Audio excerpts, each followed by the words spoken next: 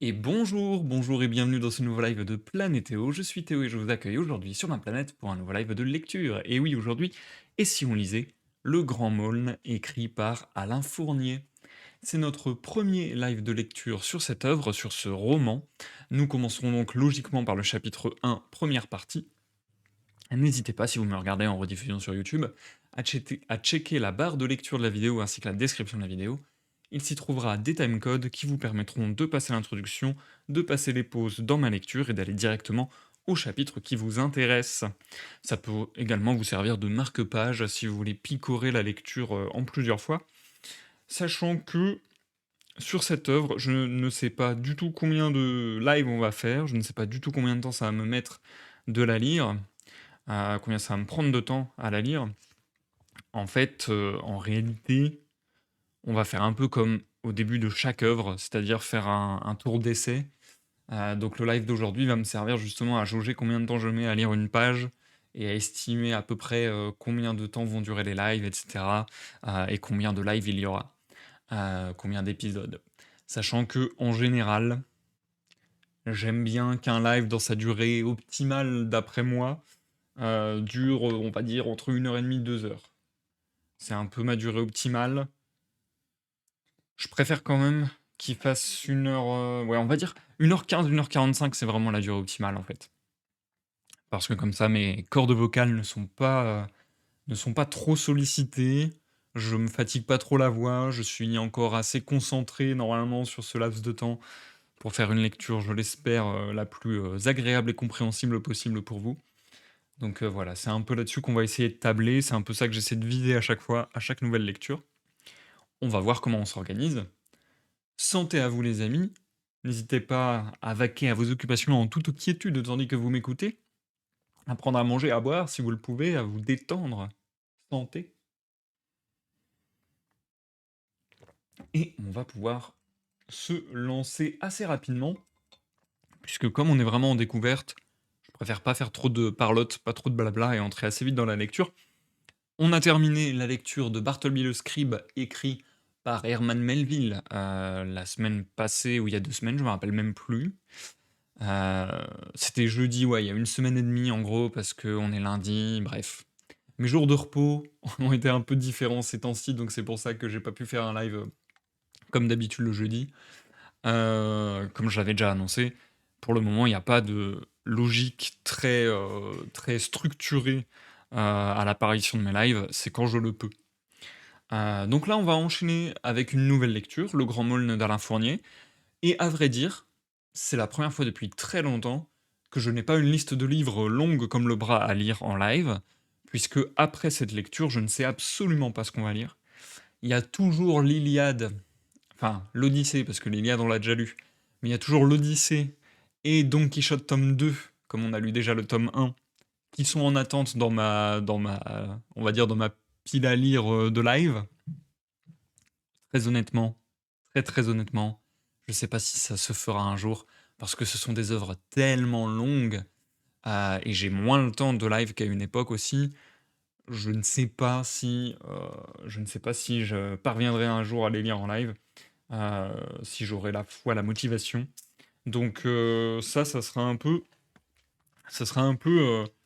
à voir dans un futur proche, on verra, je vous tiendrai au courant. Je ramasse juste mon marque-page qui vient de tomber. Voilà. Et du coup, qu'allais-je dire? Du coup, voilà. J'ai pas de lecture après ça. N'hésitez pas à me faire des suggestions. Moi, de toute façon, j'ai des tonnes de listes qui traînent, dans lesquelles je pourrais piocher éventuellement. Donc a priori, on va pas être à court. Mais c'est vrai que là, comme j'ai rien acheté, j'ai rien de prévu spécifiquement, c'est le bon moment si vous voulez, faire des suggestions de lecture pour la suite, que ce soit en commentaire YouTube, sur Discord, où vous voulez. Et puis, ma foi, où est-ce que je voulais aller? Oui, on arrive doucement, sur la fin de septembre et en octobre, le 10 octobre, sortira le jeu Little Nightmares 3, sachant qu'on a déjà fait les 2 premiers opus, en live. J'aimerais beaucoup faire le troisième. On va voir si mon PC est en capacité de gérer, ce jeu plus le stream, on va voir, on va voir. D'ailleurs, je vais essayer de m'équiper un petit peu si j'arrive à récupérer une manette, un deuxième écran, ça serait cool pour stream ce jeu. Je vous tiendrai au courant de la même façon si on le fait dans tous les cas. Ça c'est ça, y a pas de problème. Je vous tiens toujours au courant sur Facebook, sur Twitter, sur Discord dès que je lance un live. Et puis sur Discord surtout, je vais balancer aussi de l'info un peu plus, au jour le jour, en disant: «Ah bah là, en ce moment, j'ai pas le temps. Ah bah là, je pense qu'il y aura un live tel ou tel jour. Ah bah là, j'ai vu tel truc, ça me donne envie de faire ceci, donc il y aura peut-être un live de ceci». Bref, c'est, je pense, Discord où vous aurez le plus d'infos, c'est même sûr, où vous aurez le plus d'infos si vraiment vous voulez connaître un peu les coulisses et potentiellement même, encore une fois, pourquoi pas, avoir une petite influence, sur ces lives. Puisque comme je vous dis, je suis ouvert aux suggestions, je suis ouvert aux demandes. Après c'est toujours moi qui prends le choix final en général, mais encore que parfois je vous propose des sondages, et au final je respecte votre choix, sur les prochaines lectures notamment. Donc voilà, vous avez à peu près toutes les infos et sur ce, je pense que je vais me taire et qu'on va entrer dans le cœur de ce live de lecture sur Le Grand Maulne. Comme d'habitude, je ne connais quasiment rien, enfin, comme souvent en tout cas, je ne connais quasiment rien à cette œuvre, là peut-être encore plus que d'habitude même. Je sais simplement que c'est un roman d'Alain Fournier. Je vois sur la page Wikipédia que ça a été publié en feuilleton, donc chose que je trouve très intéressante, on en a déjà parlé dans des lives passés, ce procédé de publier un roman par petits segments, par petites parties dans un journal, puis ensuite de le compiler une fois qu'il est terminé. Donc voilà, ça a été publié en feuilleton dans la Nouvelle Revue Française de juillet à octobre 1913. Donc on est vraiment, période, juste avant Première Guerre mondiale. Hem et information assez dingue, je trouve. C'est peut-être même l'information qui a fait que j'ai voulu lire Le Grand Maulne, parce que en réalité, j'ai quasi aucune info dessus, mais j'ai une sorte d'a priori quand même. Je vais le dire très cash. Je pense que mon a priori, c'est une œuvre classique pour les vieux, avec des guillemets, dans le sens, c'est une œuvre classique des anciennes générations, quoi. Et peut-être qu'aujourd'hui, ça va peut-être pas autant, paraître comme un classique, je sais pas. Mais quand même, j'ai été curieux de découvrir parce que sur Wikipédia, on nous dit que c'est l'œuvre littéraire française la plus traduite et lue dans le monde, juste après Le Petit Prince. Et ça c'est une information qui m'a cassé la tête un peu. Je me suis dit: «Attends, quoi? L'œuvre la plus traduite et lue dans le monde, donc l'œuvre française la plus traduite et lue dans le monde, après Le Petit Prince, j'ai trouvé ça hallucinant. Je me serais attendu, je sais pas moi, à du Victor Hugo ou à ce genre d'auteur, on va dire, à ce genre d'œuvre. Et là, Le Grand Môle Alain Fournier, j'aurais vraiment, vraiment pas cru. Donc ça m'a même beaucoup étonné cette info et ça m'a rendu du coup curieux de le lire. Heu, Après c'est drôle parce que il a aussi justement cette sorte d'aura, un peu, comme le parfum de Patrick Süskind, si je dis pas de bêtises. Il a un peu cette aura dans mon esprit justement de c'est un livre classique pour une niche. Genre, Patrick Süskind, Le Parfum, j'avais vraiment cette appréhension-là ou ce cliché-là que, OK, c'est une œuvre, iconique pour une certaine niche, que je voyais d'ailleurs être une niche, j'aurais dit plutôt, de l'âge de mes parents, quoi. La génération de mes parents. Alors que là, Le Grand Maulne, je vois peut-être plus ça, génération de la soit de la jeunesse de mes parents, soit même avant et en vrai, bah, oui, 1913. Donc en vrai, c'est même avant. C'est peut-être même plutôt un classique de mes grands-parents, en fait. Donc voilà, il y a un peu cette aura de iconique, hem, très, très, très connu, très, très classique, un incontournable pour une certaine population, pour une certaine niche, pour une certaine tranche d'âge potentiellement. Donc ça quand même ça m'intrigue. Sachant que lorsque j'ai fait le pas, par exemple, pour lire, Patrick Suskind, Le Parfum, c'est devenu l'un de mes romans favoris. Est-ce que ça va faire ça avec Le Grand Maulne? On peut pas on peut pas, valider que l'expérience, sera forcément similaire, mais on peut s'attendre à peut-être une belle surprise. Bref, je n'ai déjà que trop parlé dans cette introduction. Je prends une petite lampée et on démarre. On démarre, du coup, comme je le disais, première partie, chapitre 1. J'ai pas du tout fait de repérage.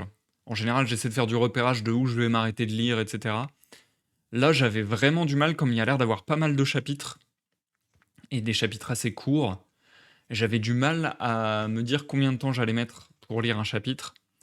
Donc, je vais me lancer, je vais surveiller à peu près l'heure. Je vais essayer, je pense, de faire une vingtaine, trentaine de minutes de lecture. Et après ça, je m'arrêterai. Comme ça, comme je le disais, ça sera un peu. Ce live servira un peu de maître étalon, servira un peu de modèle pour comment je dois faire pour les autres lectures sur le Grand Moulin. Allez, on est y part. Je sais vraiment pas du tout à quoi m'attendre. Bref, j'avoue que j'appréhende quand même parce que j'ai très peur de trouver ça très ennuyeux. Je sais pas pourquoi j'ai cet a priori là, mais j'ai très peur de trouver ça très ennuyeux. On va voir. J'appréhende, mais je ne demande qu'à être surpris et à découvrir. Je vous souhaite une bonne écoute, que vous me regardiez en live ou en rediffusion sur YouTube. On change de scène et je vous dis à dans quelques minutes pour la pause. On fera une ou deux pauses comme d'habitude. On est y part, il est... Allez, je suis quasiment à 20 minutes de live. Euh, donc on va considérer que vers 50 minutes, faut que je m'arrête. À tout à l'heure.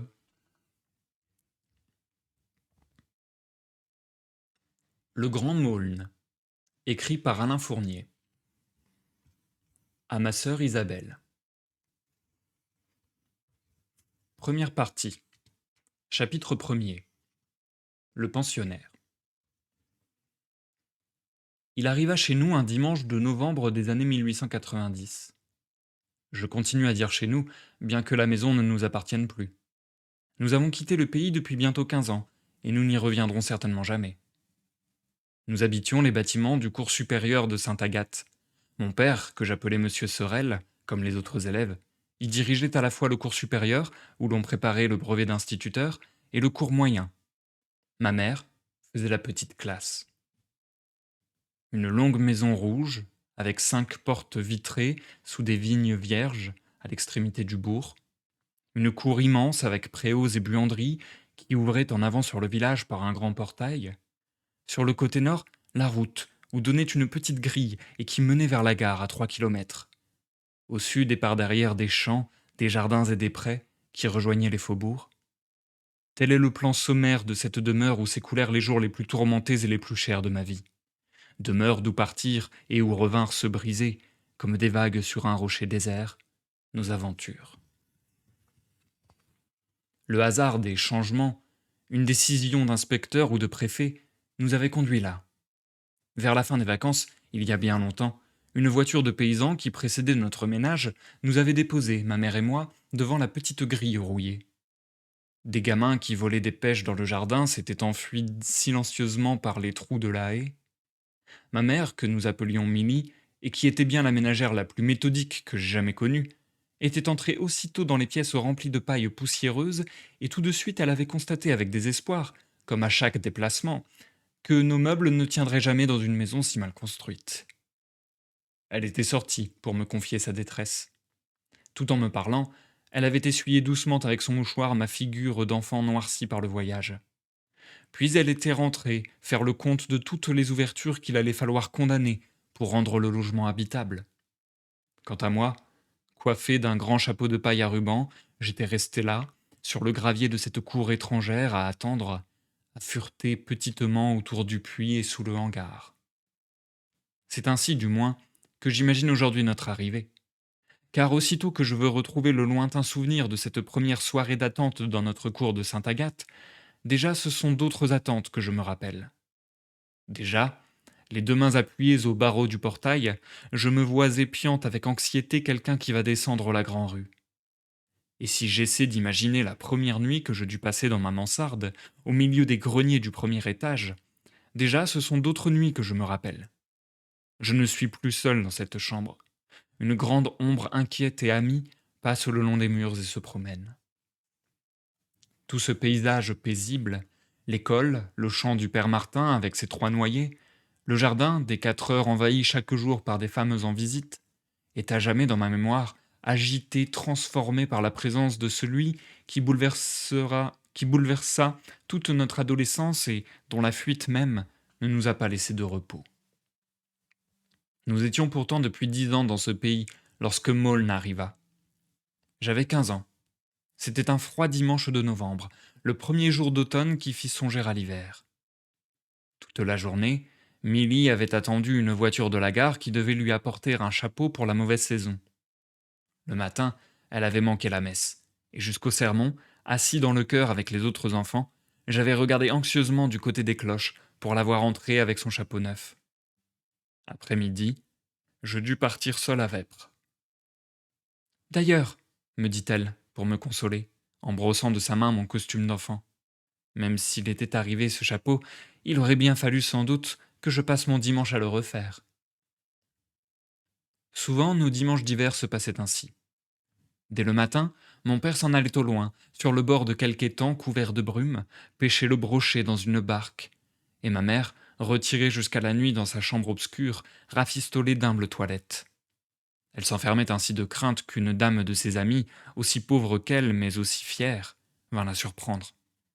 Et moi, les vêpres finies, j'attendais, en lisant dans la froide salle à manger, qu'elle ouvrit la porte pour me montrer comment ça lui allait.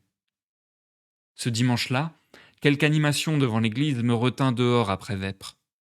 Un baptême, sous le porche, avait attroupé des gamins. Sur la place, plusieurs hommes du bourg avaient revêtu leurs vareuses de pompiers, et les faisceaux formés, transis et battant la semelle, ils écoutaient Boujardon, le brigadier, s'embrouiller dans la théorie. Le carillon du baptême s'arrêta soudain comme une sonnerie de fête qui se serait trompée de jour et d'endroit. Boujardon et ses hommes, l'arme en bandoulière, emmenèrent la pompe au petit trot, et je les vis disparaître au premier tournant, suivis de 4 gamins silencieux, écrasant de leurs grosses semelles les brindilles de la route givrée où je n'osais pas les suivre. Dans le bourg, il n'y eut plus alors de vivant que le café Daniel, où j'entendais sourdement monter puis s'apaiser les discussions des buveurs. Et frôlant le mur bas de la grande cour qui isolait notre maison du village, j'arrivai, un peu anxieux de mon retard, à la petite grille. Elle était entr'ouverte, et je vis aussitôt qu'il se passait quelque chose d'insolite. En effet, à la porte de la salle à manger, la plus rapprochée des 5 portes vitrées qui donnaient sur la cour, une femme aux cheveux gris, penchée, cherchait à voir au travers des rideaux. Elle était petite, coiffée d'une capote de velours noir à l'ancienne mode. Elle avait un visage maigre et fin, mais ravagé par l'inquiétude. Et je ne sais quelle appréhension, à sa vue, m'arrêta sur la première marche, devant la grille. Où est-il passé, mon Dieu disait-elle à mi-voix. Il était avec moi tout à l'heure. Il a déjà fait le tour de la maison. Il s'est peut-être sauvé. Et, entre chaque phrase, elle frappait au carreau 3 petits coups à peine perceptibles. Personne ne venait ouvrir à la visiteuse inconnue. Milly, sans doute, avait reçu le chapeau de la gare et, sans rien entendre, au fond de la chambre rouge, devant un lit semé de vieux rubans et de plumes défrisées, elle cousait, décousait, rebaptisait sa médiocre coiffure. En effet, lorsque j'eus pénétré dans la salle à manger, immédiatement suivi de la visiteuse, ma mère apparut tenant à 2 mains sur sa tête des fils de laiton, des rubans et des plumes, qui n'étaient pas encore parfaitement équilibrés. Elle me sourit, de ses yeux bleus fatigués d'avoir travaillé à la chute du jour, et s'écria « Regarde, je t'attendais pour te montrer. » Mais, apercevant cette femme assise dans le grand fauteuil au fond de la salle, elle s'arrêta, déconcertée. Bien vite, elle enleva sa coiffure et, durant toute la scène qui suivit, elle la tint contre sa poitrine, renversée comme un nid dans son bras droit replié. La femme à la capote, qui gardait entre ses genoux un parapluie et un sac de cuir, avait commencé de s'expliquer en balançant légèrement la tête et en faisant claquer sa langue comme une femme en visite. Elle avait repris tout son aplomb. Elle eut même, dès qu'elle parla de son fils, un air supérieur et mystérieux qui nous intrigua. Ils étaient venus tous les deux en voiture de la Ferté-d'Anguillon, à 14 kilomètres de Sainte-Agathe. Veuve et fort riche, à ce qu'elle nous fit comprendre, elle avait perdu le cadet de ses deux enfants, Antoine, qui était mort un soir au retour de l'école pour s'être baigné avec son frère dans un étang malsain. Elle avait décidé de mettre l'aîné, Augustin, en pension chez nous pour qu'il puisse suivre le cours supérieur. Et aussitôt elle fit l'éloge de ce pensionnaire qu'elle nous a mené. Je ne reconnaissais plus la femme aux cheveux gris que j'avais vue courbée devant la porte une minute auparavant, avec cet air suppliant et hagard de poule qui aurait perdu l'oiseau sauvage de sa couvée. Ce qu'elle contait de son fils avec admiration était fort surprenant. Il aimait à lui faire plaisir, et parfois il suivait le bord de la rivière, jambes nues, pendant des kilomètres, pour lui rapporter des œufs de poule d'eau, de canards sauvages, perdus dans les ajoncs. Il tendait aussi des nasses. L'autre nuit, il avait découvert dans le bois une faisane prise au collet. Moi, qui n'osais plus rentrer à la maison quand j'avais un accroc à ma blouse, je regardais Milly avec étonnement. Mais ma mère n'écoutait plus. Elle fit même signe à la dame de se taire, et déposant avec précaution son nid sur la table, elle se leva silencieusement, comme pour aller surprendre quelqu'un. Au-dessus de nous, en effet, dans un réduit où s'entassaient les pièces d'artifice noircies du dernier 14 juillet, un pas inconnu, assuré, allait et venait, ébranlant le plafond, traversait les immenses greniers ténébreux du premier étage, et se perdait enfin vers les chambres d'adjoints abandonnées, où l'on mettait sécher le tilleul et mûrir les pommes. Déjà tout à l'heure, j'avais entendu ce bruit dans les chambres du bas, dit Milly à mi-voix, et je croyais que c'était toi, François, qui étais rentré. Personne ne répondit. Nous étions debout tous les trois, le cœur battant, lorsque la porte des greniers qui donnait sur l'escalier de la cuisine s'ouvrit. Quelqu'un descendit les marches, traversa la cuisine et se présenta dans l'entrée obscure de la salle à manger. C'est toi, Augustin, dit la dame. C'était un grand garçon de 17 ans environ. Je ne vis d'abord de lui, dans la nuit tombante, que son chapeau de feutre paysan, coiffé en arrière, et sa blouse noire sanglée d'une ceinture comme en portent les écoliers. Je pus distinguer aussi qu'il souriait. Il m'aperçut, et avant que personne eût pu lui demander aucune explication, Viens-tu dans la cour dit-il. J'hésitai une seconde. Puis, comme Milly ne me retenait pas, je pris ma casquette et j'allai vers lui. Nous sortîmes par la porte de la cuisine et nous allâmes au préau, que l'obscurité envahissait déjà. À la lueur de la fin du jour, je regardais, en marchant, sa face anguleuse au nez droit, à la lèvre duvetée. Tiens, dit-il, j'ai trouvé ça dans ton grenier. Tu n'y avais donc jamais regardé? Il tenait à la main une petite roue en bois noirci. Un cordon de fusée déchiquetée courait tout autour. Ça avait dû être le soleil ou la lune au feu d'artifice du 14 juillet. Il y en a deux qui ne sont pas partis. Nous allons toujours les allumer, dit-il d'un ton tranquille et de l'air de quelqu'un qui espère bien trouver mieux par la suite. Il jeta son chapeau par terre et je vis qu'il avait les cheveux complètement ras comme un paysan. Il me montra les deux fusées avec leurs bouts de mèche en papier que la flamme avait coupés, noircis, puis abandonnés. Il planta dans le sable le moyeu de la roue, tira de sa poche, à mon grand étonnement, car cela nous était formellement interdit, une boîte d'allumettes. Se baissant avec précaution, il mit le feu à la mèche. Puis, me prenant par la main, il m'entraîna vivement en arrière. Un instant après, ma mère, qui sortait sur le pas de la porte avec la mère de Maulne, après avoir débattu et fixé le prix de pension, vit jaillir sous le préau, avec un bruit de soufflet, deux gerbes d'étoiles rouges et blanches, et elle put m'apercevoir, l'espace d'une seconde, dressé dans la lueur magique, tenant par la main le grand gars nouveau venu, et ne bronchant pas. Cette fois encore, elle n'osa rien dire. Et le soir, au dîner, il y eut à la table de famille un compagnon silencieux qui mangeait la tête basse, sans se soucier de nos trois regards fixés sur lui. Chapitre 2. Après 4 heures. Je n'avais guère été jusqu'alors courir dans les rues avec les gamins du bourg. Une coxalgie, dont j'ai souffert jusque vers cette année de 1890, m'avait rendu craintif et malheureux. Je me vois encore poursuivant les écoliers alertes dans les ruelles qui entouraient la maison en sautillant misérablement sur une jambe. Aussi ne me laissait-on guère sortir. Et je me rappelle que Milly, qui était très fière de moi, me ramena plus d'une fois à la maison avec force taloche pour m'avoir ainsi rencontré, sautant à cloche-pied avec les garnements du village. L'arrivée d'Augustin Maulne, qui coïncida avec ma guérison, fut le commencement d'une vie nouvelle. Avant sa venue, lorsque le cours était fini, à 4 heures, une longue soirée de solitude commençait pour moi. Mon père transportait le feu du poêle de la classe dans la cheminée de notre salle à manger, et peu à peu les derniers gamins attardés abandonnaient l'école refroidie ou roulaient des tourbillons de fumée. Il y avait encore quelques jeux, des galopades dans la cour. Puis la nuit venait. Les deux élèves qui avaient balayé la classe cherchaient sous le hangar leurs capuchons et leurs pèlerines, et ils parlaient bien vite, leur panier au bras, en laissant le grand portail ouvert. Alors, tant qu'il y avait une lueur de jour, je restais au fond de la mairie, enfermé dans le cabinet des archives plein de mouches mortes, d'affiches battant au vent, et je lisais assis sur une vieille bascule, auprès d'une fenêtre qui donnait sur le jardin.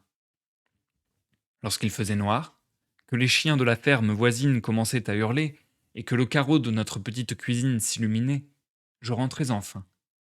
Ma mère avait commencé de préparer le repas.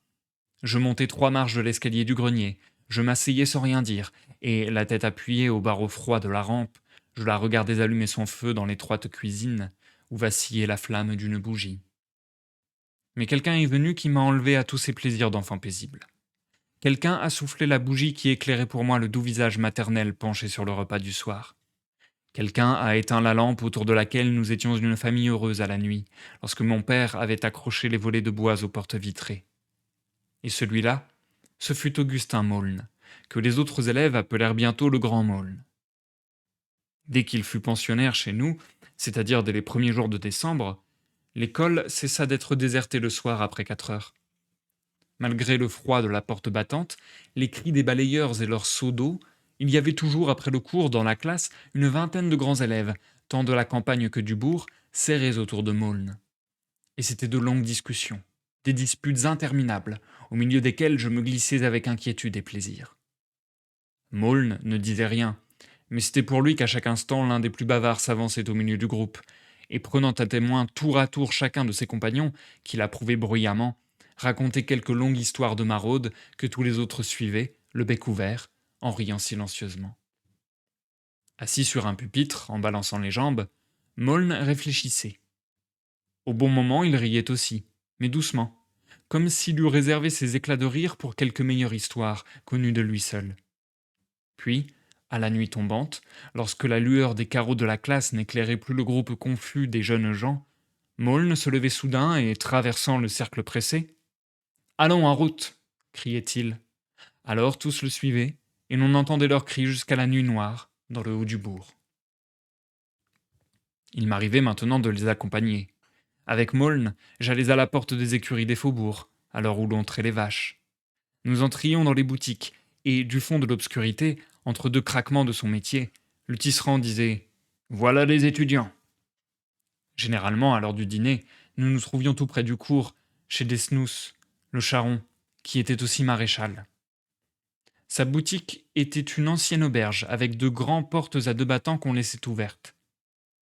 De la rue, on entendait grincer le soufflet de la forge et l'on apercevait à la lueur du brasier, dans ce lieu obscur et tintant, parfois des gens de campagne qui avaient arrêté leur voiture pour causer un instant, parfois un écolier comme nous, adossé à une porte, qui regardait sans rien dire. Et c'est là que tout commença, environ 8 jours avant Noël. Chapitre 3. Je fréquentais la boutique d'un vannier. La pluie était tombée tout le jour, pour ne cesser qu'au soir. La journée avait été mortellement ennuyeuse. Aux récréations, personne ne sortait. Et l'on entendait mon père, M. Sorel, crier à chaque minute dans la classe « Ne sabotez donc pas comme ça, les gamins !»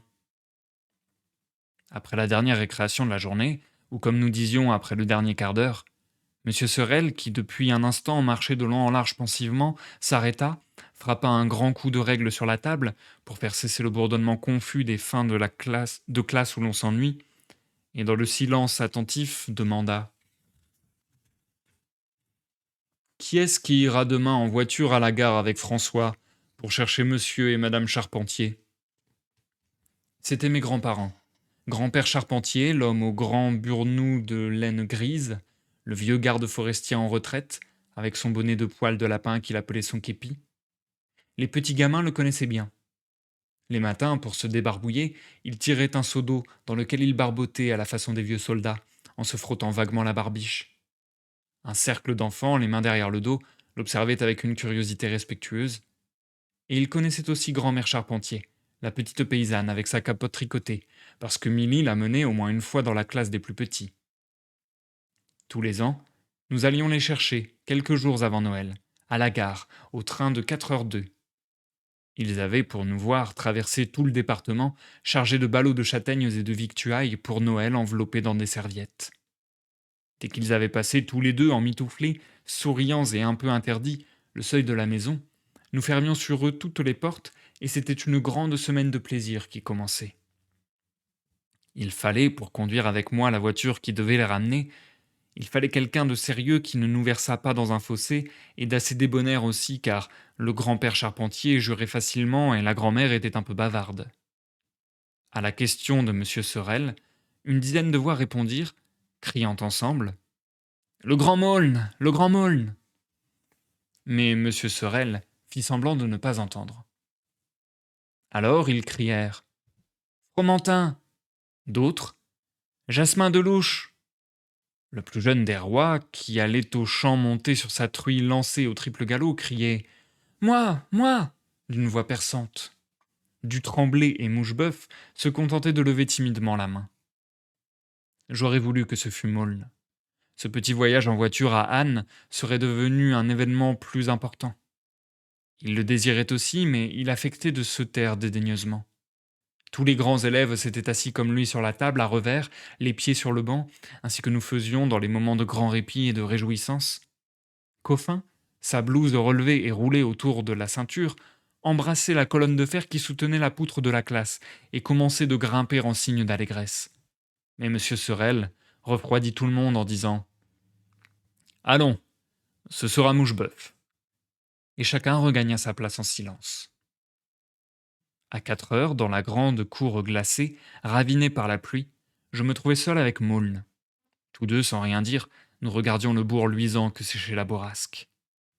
Bientôt, le petit copain en capuchon, un morceau de pain à la main, sortit de chez lui et rasant les murs, se présenta en sifflant à la porte du charron.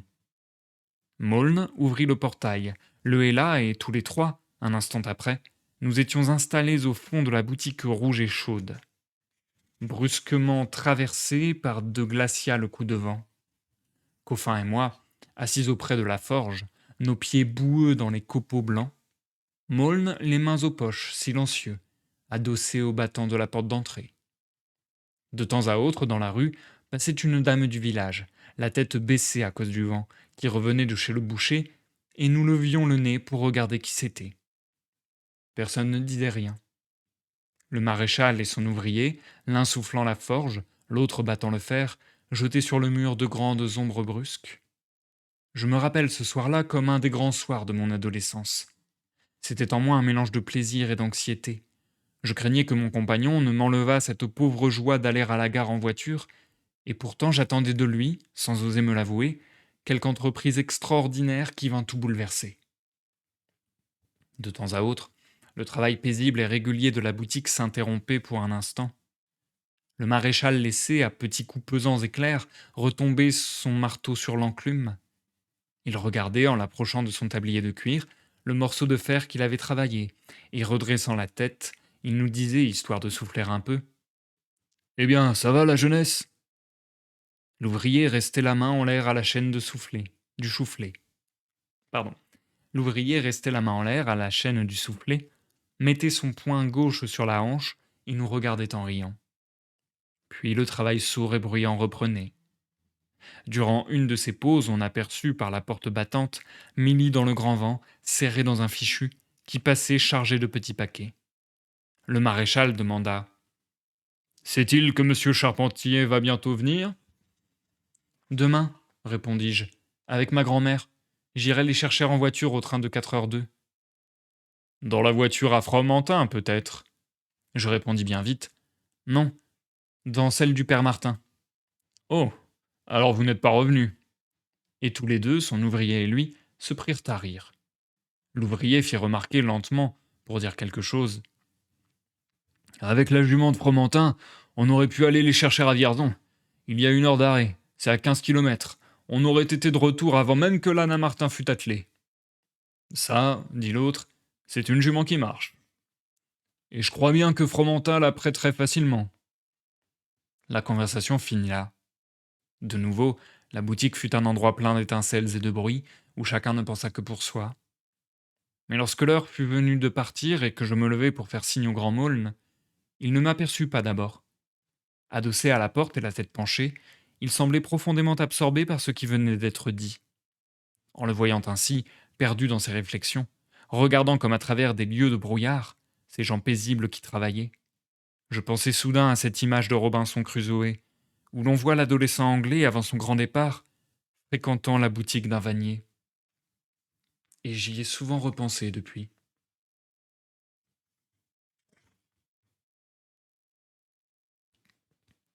Chapitre 4. L'évasion. À 1 heure de l'après-midi, le lendemain, la classe du cours supérieur éclaire, au milieu du paysage gelé, comme une barque sur l'océan. On n'y sent pas la saumure ni le cambouis, comme sur un bateau de pêche, mais les harengs grillés sur le poêle et la laine roussie de ceux qui, en rentrant, se sont chauffés de trop près.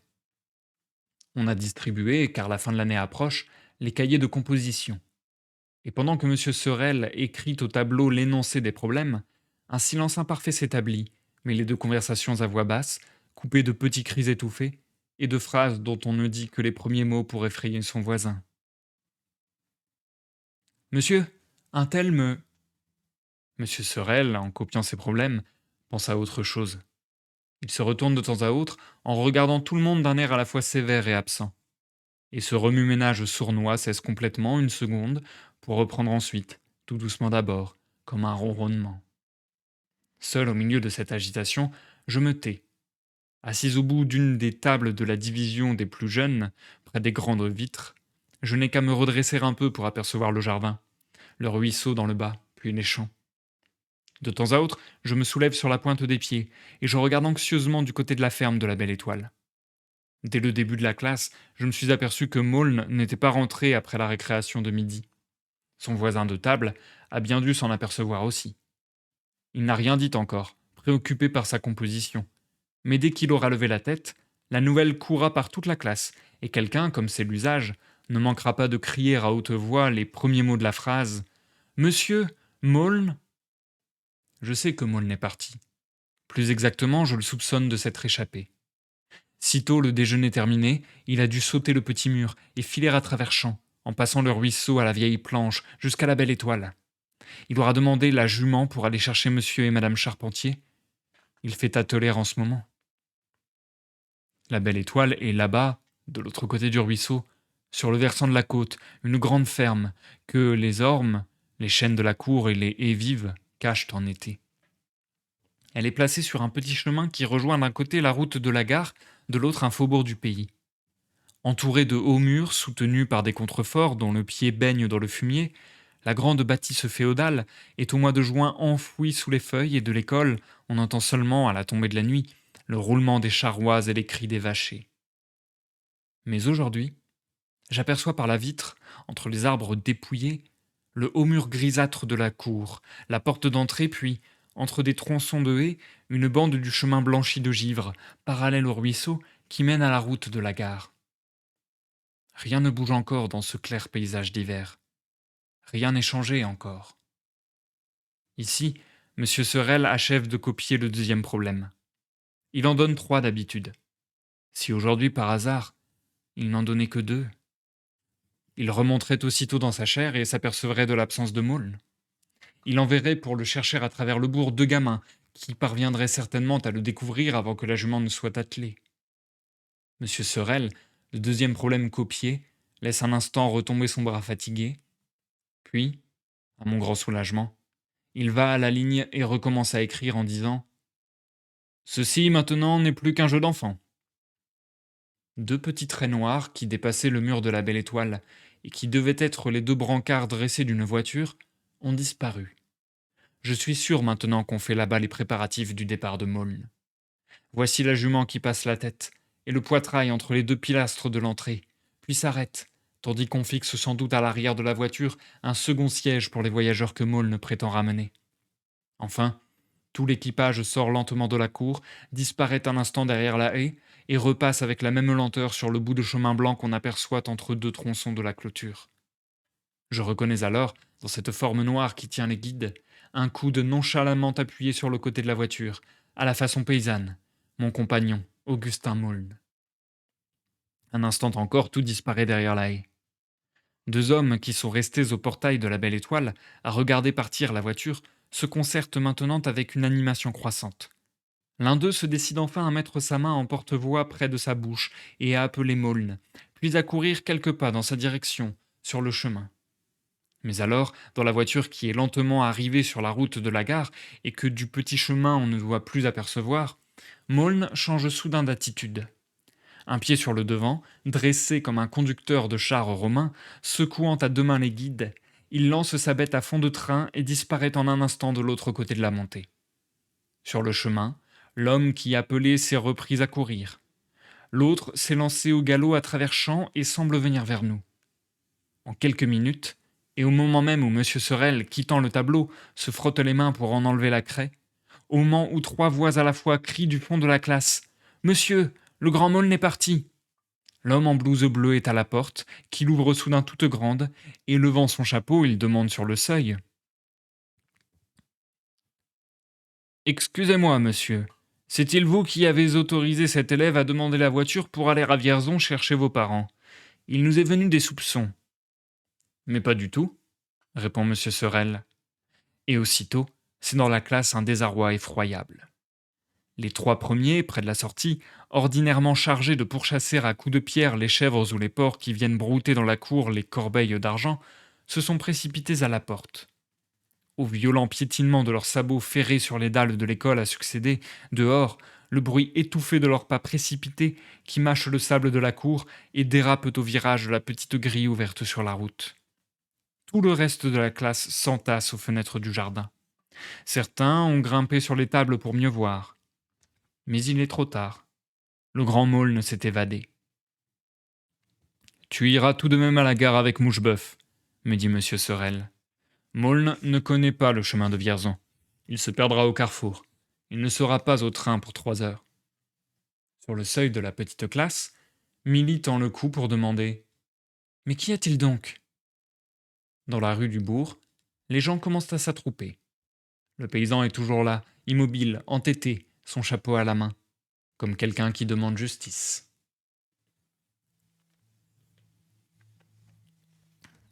Et je vais m'arrêter là pour la première partie de lecture. C'est la fin du chapitre 4.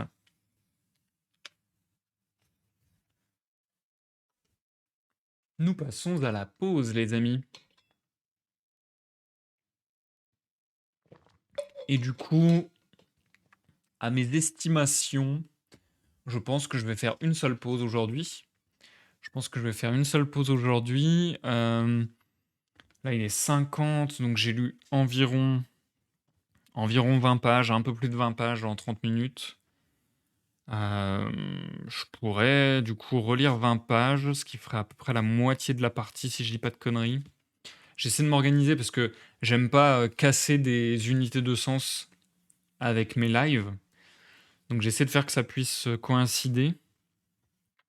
J'avais calculé ça tout à l'heure, mais je me rappelle plus. Admettons, page 95. Donc en fait, c'est pas 95, c'est 92. Voilà, page 92. Je vais faire un calcul rapide, désolé, c'est simplement pour faire quelque chose d'un peu logique dans la construction de mes lives. Donc 92 moins les 11 premières pages qui comptent pas. Donc 81 divisé par 2, ça fait 40 pages. Et là, je viens d'en lire 20 à peu près. Donc on est plutôt bon. sur ce que je pensais faire. 11 à 30, ouais, c'est ça. J'en ai lu à peu près 20.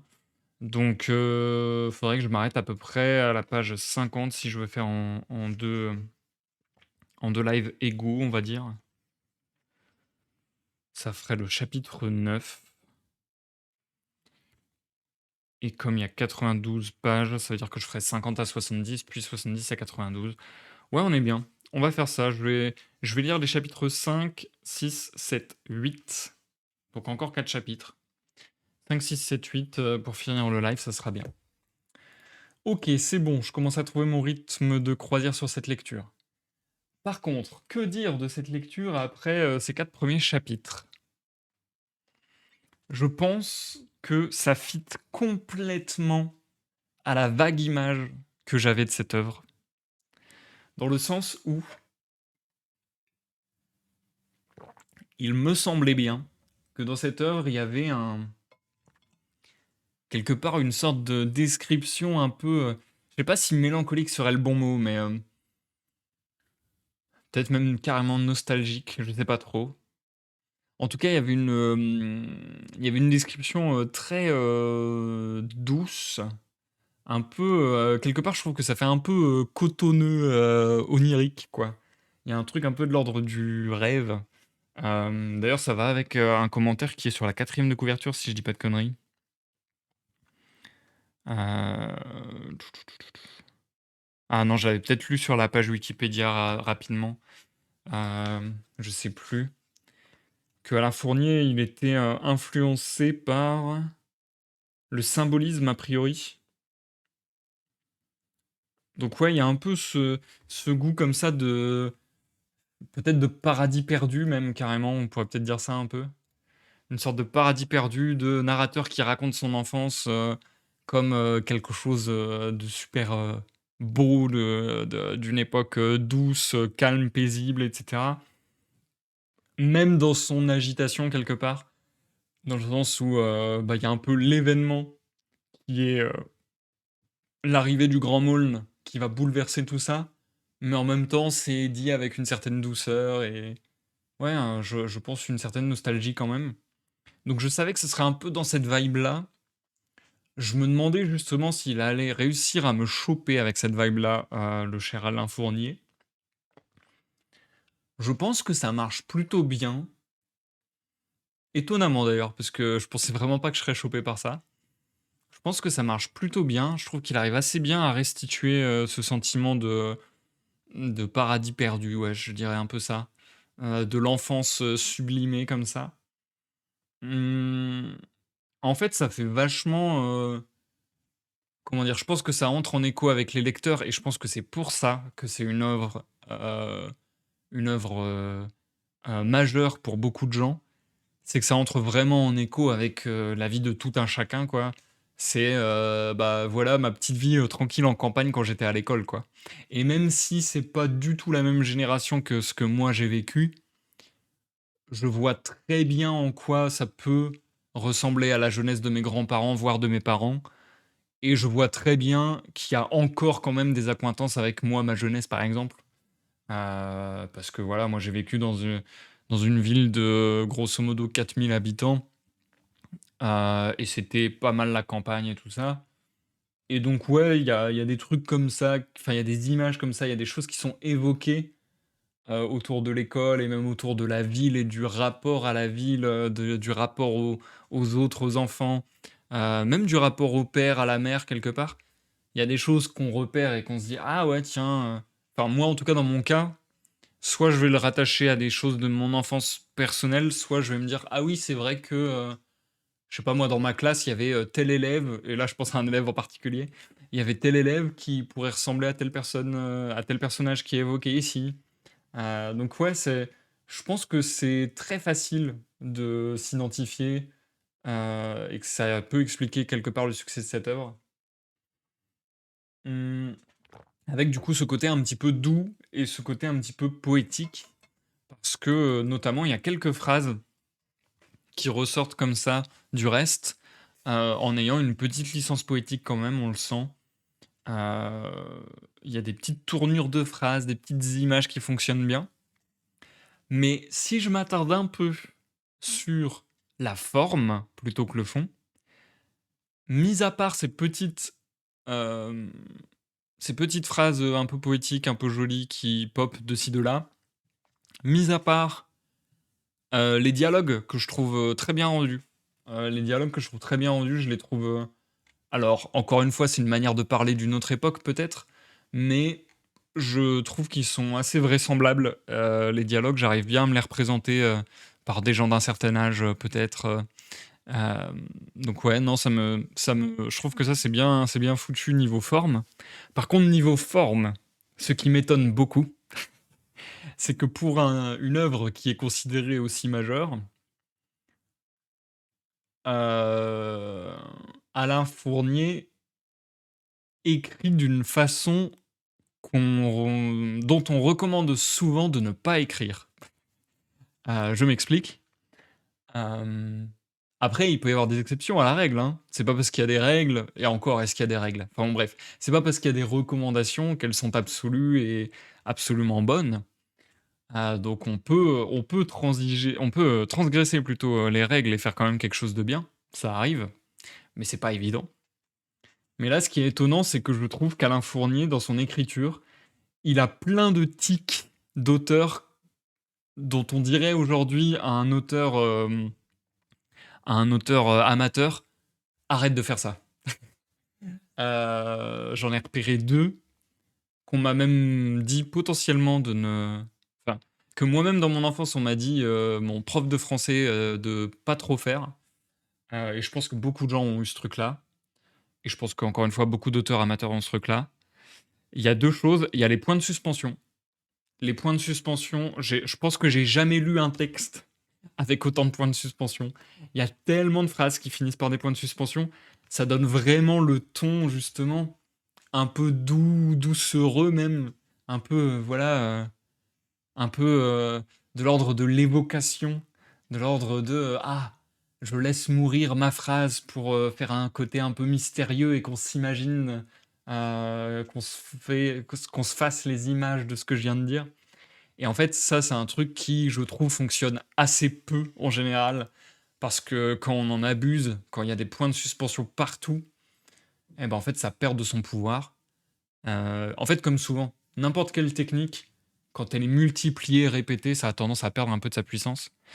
Et là, vraiment, c'est très, très répété. C'est une chose qu'on dit beaucoup aux auteurs amateurs: «Arrêtez avec vos points de suspension pour créer du mystère et cetera, ça fonctionne pas, c'est trop». Là, il le fait abondamment. Et l'autre truc qu'il fait abondamment et qu'on m'a reproché donc quand j'étais au collège, dans mes rédactions, c'est de faire des phrases à rallonge, pas à la Proust, parce que les phrases de Proust, sont à rallonge, mais sont bien construites, très bien construites. Là, c'est faire des phrases à rallonge où, tu l'impression que c'est un enchaînement de virgules et que en fait, c'est même pas forcément des phrases à rallonge, c'est simplement qu'il y a trop de virgules. C'est qu'il y a trop de virgules. Encore une fois, ça crée, je trouve, moi, je sais que c'était peut-être mon cas. Pourquoi je mettais beaucoup de virgules? Pourquoi je mettais beaucoup de points de suspension? C'est parce que j'imagine, quand j'écris, j'imagine mes textes avec un rythme. Et du coup, pour moi, les virgules et les points de suspension, c'est un peu des outils musicaux qui me permettent d'instaurer le rythme de lecture de la phrase que j'essaie d'imprimer au lecteur, quoi. Donc du coup, je comprends grave qu'on ait envie de mettre des virgules et des points de suspension partout. Mais c'est vrai que ça peut avoir tendance à être indigeste. Et là, que ce soit les points de suspension ou les virgules, je pense qu'il y en a vraiment trop dans ce texte. Heu, Au début, j'ai eu très, très peur. Dans les premières pages, j'ai eu très, très peur parce que je me suis dit: «C'est en train de créer justement, au lieu de créer du rythme, ça crée, une, je sais pas si le mot arythmie serait bon ici, mais, ça crée un non-rythme,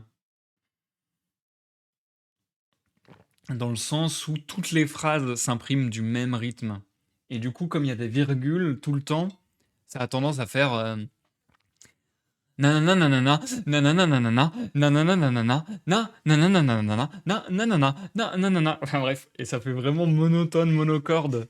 C'est compliqué à expliquer, à exprimer, mais j'avais peur de cet effet-là de hommage. De vraiment on on marmonne un peu toujours on scande, ouais, voilà, on marmonne un peu toujours le même rythme et du coup, ça devient ronronnant, un peu rompiche, quoi, un peu ennuyeux. Mais à la fois, je comprends ces choses-là, je comprends d'où ça peut venir, même si ce sont des choses qu'on déconseille souvent aux auteurs amateurs, il y a pas d'interdit en littérature, en vrai. Et comme je le dis, quand les règles sont transgressées parfois ça donne de très bonnes choses. Et là, on va dire à la défense d'Alain Fournier, je pense que ça peut un peu servir son propos. Ce côté très ronronnant, très, répétitif, peut justement emmener dans ce côté un peu, nostalgie et quelque part sécurisant, quoi. Confortable. Ce truc de: «Ah regardez mon enfance c'est sécurisant, c'est confortable, je radote, j'arrête pas de parler de mon enfance», un peu, ouais, encore une fois sublimée. Donc je pense que à la fois c'est quelque chose, très honnêtement, que j'aime pas beaucoup, cette répétition de virgules et de points de suspension. À la fois je le comprends et à la fois je pense que ça peut avoir une certaine utilité, que c'est pas gratuit, que ça a un certain sens avec le fond du texte, du Grand Maulne jusqu'à présent, avec l'ambiance. Voili voilou un peu pour ce que j'ai repéré, si je peux dire, sur ces 4 premiers chapitres. Maintenant, j'ai hâte que ça s'envole peut-être un peu. Ça serait bien que ce soit pas que ronronnant. Parce que même quand il dit, il y a le Grand Maulne qui vient tout bouleverser, ça n'a pas semblé très bouleversé, je trouve. Hem, mais en même temps, c'est intéressant encore une fois parce que c'est ce truc-là, c'est tous les petits détails de son enfance dont on se rend pas forcément compte sur le moment, mais rétrospectivement, on peut se dire: «Ah mais c'est vrai en fait que à mes 11 ans, il s'est passé ça et après mon quotidien, il a pas été pareil parce que ça l'a transformé, de d'un chouïa, mais ça a suffi à tout changer pour des années finalement». Bref, donc en vrai, encore une fois, ça fait sens, mais j'ai hâte de voir ce qui va se passer avec le Grand Maulne, qui a l'air peut-être un peu plus aventureux et qui a l'air de ramener justement un peu le côté peut-être plus sulfureux, on verra, comment ça avance, mais peut-être plus sulfureux, on va dire, de cette œuvre. Bien, j'ai déjà bien parlé. Je vous propose d'enchaîner avec une vingtaine de pages supplémentaires, les chapitres 5 à 8. Bonne écoute à tous que vous me regardiez en live sur Twitch ou en rediffusion sur YouTube. À dans quelques minutes pour l'outro.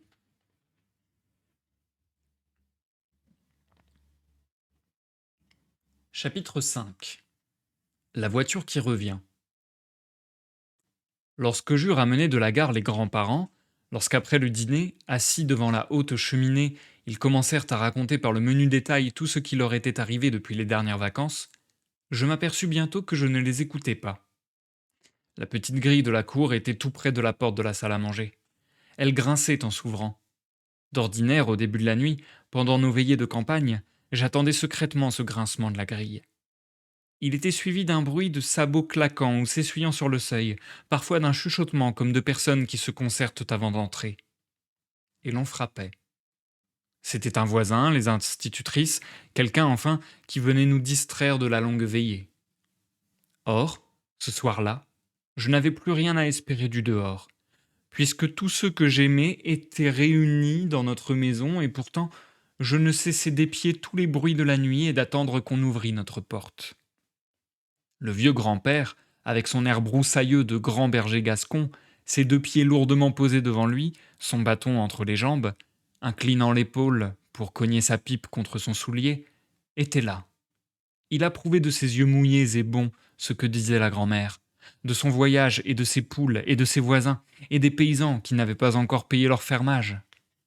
Mais je n'étais plus avec eux. J'imaginais le roulement de voiture qui s'arrêterait soudain devant la porte. Maulne sauterait de la carriole et entrerait comme si rien ne s'était passé. Ou peut-être irait-il d'abord reconduire la jument à la belle étoile, et j'entendrais bientôt son pas sonner sur la route et la grille s'ouvrir. Mais rien. Le grand-père regardait fixement devant lui, et ses paupières en battant s'arrêtaient longuement sur ses yeux comme à l'approche du sommeil. La grand-mère répétait avec embarras sa dernière phrase que personne n'écoutait. C'est de ce garçon que vous êtes en peine dit-elle enfin. À la gare, en effet, je l'avais questionnée vainement. Elle n'avait vu personne à l'arrêt de Vierzon qui ressemblât au grand Maulne. Mon compagnon avait dû s'attarder en chemin. Sa tentative était manquée. Pendant le retour, en voiture, j'avais ruminé ma déception, tandis que ma grand-mère causait avec Moucheboeuf. Sur la route blanchie de givre, les petits oiseaux tourbillonnaient autour des pieds de l'âne trottinant. De temps à autre, sur le grand calme de l'après-midi gelé, montait l'appel lointain d'une bergère ou d'un gamin hélant son compagnon d'un bosquet de sapins à l'autre. Et chaque fois, ce long cri sur les coteaux déserts me faisait tressaillir, comme si c'eût été la voix de Maulne, me conviant à le suivre au loin.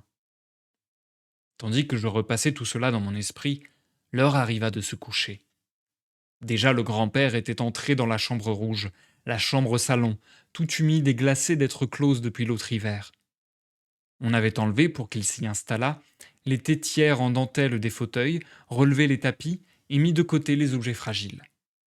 Il avait posé son bâton sur une chaise, ses gros souliers sous un fauteuil, il venait de souffler sa bougie, et nous étions debout, nous disant bonsoir, prêts à nous séparer pour la nuit lorsqu'un bruit de voiture nous fit taire. On eût dit deux équipages se suivant lentement au très petit trot. Cela ralentit le pas, et finalement vint s'arrêter sous la fenêtre de la salle à manger, qui donnait sur la route, mais qui était condamnée. Mon père avait pris la lampe, et, sans attendre, il ouvrait la porte qu'on avait déjà fermée à clé. Puis, poussant la grille, s'avançant sur le bord des marches, il leva la lumière au-dessus de sa tête pour voir ce qui se passait. C'étaient bien deux voitures arrêtées, le cheval de l'une attaché derrière l'autre. Un homme avait sauté à terre et hésité. C'est ici la mairie dit-il en s'approchant. Pourriez-vous m'indiquer monsieur Fromentin, métayer à la Belle Étoile? J'ai trouvé sa voiture et sa jument qui s'en allaient sans conducteur, le long d'un chemin, près de la route de Saint-Loup-des-Bois. Avec mon falot, j'ai pu voir son nom et son adresse sur la plaque. Comme c'était sur mon chemin, j'ai ramené son attelage par ici, afin d'éviter des accidents. Mais ça m'a rudement retardé quand même. Nous étions là, stupéfaits. Mon père s'approcha. Il éclaira la carriole avec sa lampe. Il n'y a aucune trace de voyageur, poursuivit l'homme. Pas même une couverture. La bête est fatiguée, elle boitille un peu. Je m'étais approché jusqu'au premier rang, et je regardais avec les autres cet attelage perdu qui nous revenait, telle une épave qu'eût ramené la haute mer.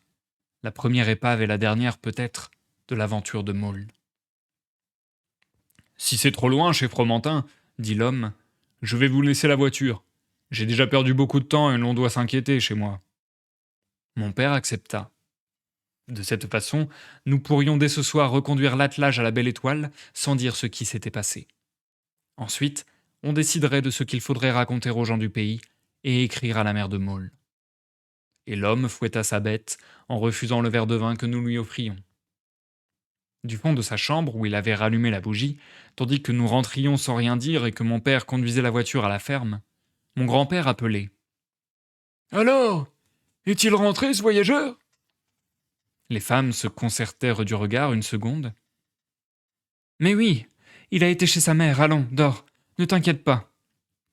Eh bien tant mieux, c'est bien ce que je pensais, dit-il.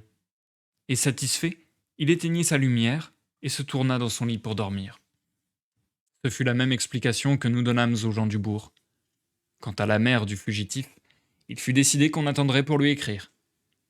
Et nous gardâmes pour nous seuls notre inquiétude, qui dura 3 grands jours. Je vois encore mon père rentrant de la ferme vers 11 heures, sa moustache mouillée par la nuit, discutant avec Milly d'une voix très basse, angoissée et colère. Chapitre 6. On frappe au carreau. Le 4e jour fut un des plus froids de cet hiver-là. De grand matin, les premiers arrivés dans la cour se réchauffaient en glissant autour du puits. Ils attendaient que le poêle fût allumé dans l'école pour s'y précipiter. Derrière le portail, nous étions plusieurs à guetter la venue des gars de la campagne. Ils arrivaient tout éblouis encore d'avoir traversé des paysages de givre, d'avoir vu les étangs glacés, les taillis ou les lièvres d'étal. Il y avait dans leurs blouses un goût de foin et d'écurie qui alourdissait l'air de la classe quand ils se pressaient autour du poêle rouge, et ce matin-là, l'un d'eux avait apporté dans un panier un écureuil gelé qu'il avait découvert en route. Il essayait, je me souviens, d'accrocher par ses griffes au poteau du préau la longue bête raidie. Puis la pesante classe d'hiver commença. Un coup brusque au carreau nous fit lever la tête. Dressé contre la porte, nous aperçûmes le grand Maulne, secouant, avant d'entrer, le givre de sa blouse, la tête haute et comme ébloui. Les deux élèves du banc le plus rapproché de la porte se précipitèrent pour l'ouvrir. Il y eut à l'entrée comme un vague conciliabule que nous n'entendîmes pas, et le fugitif se décida enfin à pénétrer dans l'école. Cette bouffée d'air frais venue de la cour déserte, les brindilles de paille qu'on voyait accrochées aux habits du grand Maulne, et surtout son air de voyageur fatigué, affamé, mais émerveillé, tout cela fit passer en nous un étrange sentiment de plaisir et de curiosité. Monsieur Sorel était descendu du petit bureau à 2 marches où il était en train de nous faire la dictée, et Maulne marchait vers lui d'un air agressif. Je me rappelle combien je le trouvais beau à cet instant, le grand compagnon, malgré son air épuisé et ses yeux rougis par les nuits passées au dehors, sans doute. Il s'avança jusqu'à la chaire et dit, du ton très assuré de quelqu'un qui rapporte un renseignement: « Je suis rentré, monsieur. » « Je le vois bien, » répondit monsieur Sorel en le considérant avec curiosité. « Allez vous asseoir à votre place. » Le gars se retourna vers nous, le dos un peu courbé, souriant d'un air moqueur, comme font les grands élèves indisciplinés lorsqu'ils sont punis, et saisissant d'une main le bout de la table, il se laissa glisser sur son banc. « Vous allez prendre un livre que je vais vous indiquer, » dit le maître. Toutes les têtes étaient alors tournées vers Maulne. « Pendant que vos camarades finiront la dictée. » Et la classe reprit comme auparavant. De temps à autre, le grand Maulne se tournait de mon côté, puis il regardait par les fenêtres, d'où l'on apercevait le jardin blanc, cotonneux, immobile, et les champs déserts, où parfois descendait un corbeau. Dans la classe, la chaleur était lourde, auprès du poêle rougi. Mon camarade, la tête dans les mains, s'accouda pour lire. À 2 reprises, je vis ses paupières se fermer, et je crus qu'il allait s'endormir. « Je voudrais aller me coucher, monsieur, » dit-il enfin, en levant le bras à demi. « Voici 3 nuits que je ne dors pas. »« Allez, » dit monsieur Sorel, désireux surtout d'éviter un incident. Toutes les têtes levées, toutes les plumes en l'air, à regret nous le regardâmes partir, avec sa blouse fripée dans le dos et ses souliers terreux. Que la matinée fut lente à traverser. Aux approches de midi, nous entendîmes là-haut dans la mansarde le voyageur s'apprêter pour descendre.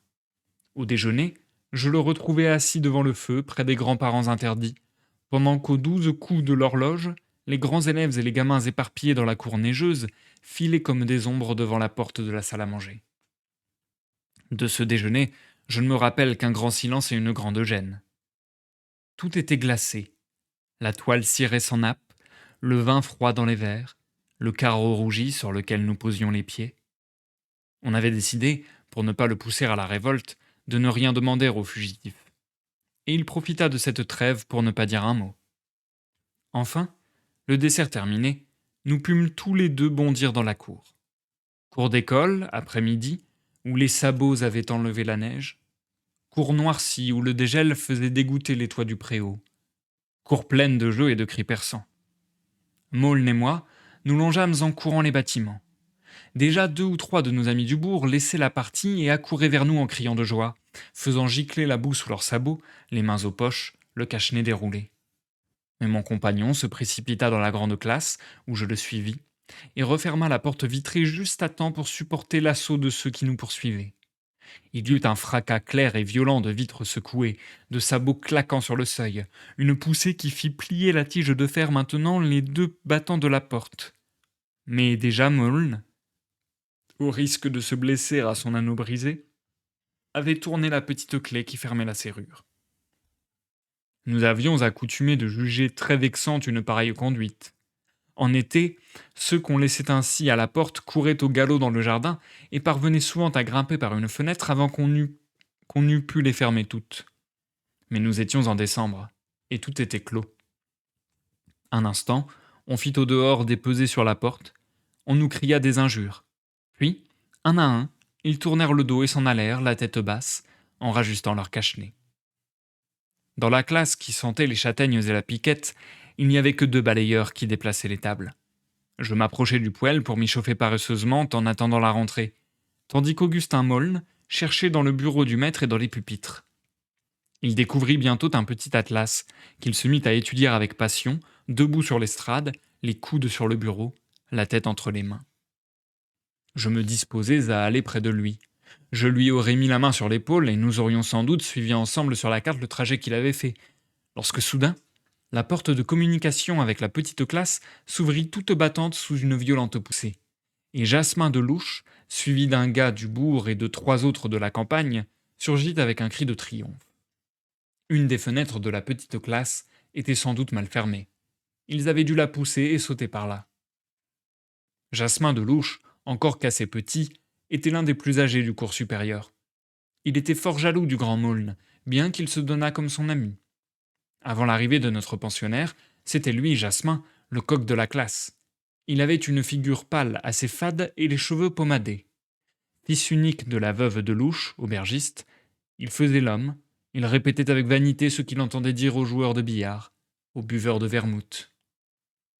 À son entrée, Maulne leva la tête et, les sourcils froncés, cria au gars qui se précipitait sur le poêle en se bousculant. On ne peut donc pas être tranquille une minute ici.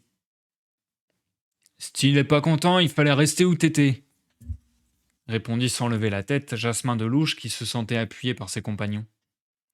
Je pense qu'Augustin était dans cet état de fatigue où la colère monte et vous surprend sans qu'on puisse la contenir. Toi, dit-il, en se redressant et en fermant son livre, un peu pâle. Tu vas commencer par sortir d'ici. L'autre ricana. Oh cria-t-il. Parce que tu es resté 3 jours échappé, tu crois que tu vas être le maître maintenant? Et associant les autres à sa querelle, ce n'est pas toi qui nous fera sortir, tu sais. Mais déjà, Moln était sur lui. Il y eut d'abord une bousculade. Les manches des blouses craquèrent et se décousirent. Seul Martin, un des gars de la campagne entrés avec Jasmin, s'interposa. Tu vas le laisser dit-il, les narines gonflées, secouant la tête comme un bélier. D'une poussée violente, Maulne le jeta, titubant, les bras ouverts, au milieu de la classe. Puis, saisissant d'une main Delouche par le cou, de l'autre ouvrant la porte, il tenta de le jeter dehors.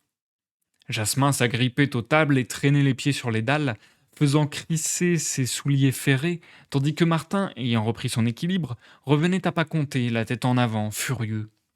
Maulne lâcha Delouche pour se colter avec cet imbécile, et il allait peut-être se trouver en mauvaise posture lorsque la porte des appartements s'ouvrit à demi. Monsieur Sorel parut, la tête tournée vers la cuisine, terminant avant d'entrer une conversation avec quelqu'un. Aussitôt la bataille s'arrêta. Les uns se rangèrent autour du poêle, la tête basse, ayant évité jusqu'au bout de prendre parti. Maulne s'assit à sa place, le haut de ses manches décousues et défroncé. Quant à Jasmin, tout congestionné, on l'entendit crier durant les quelques secondes qui précédèrent le coup de règle du début de la classe. Il ne peut plus rien supporter maintenant. Il fait malin.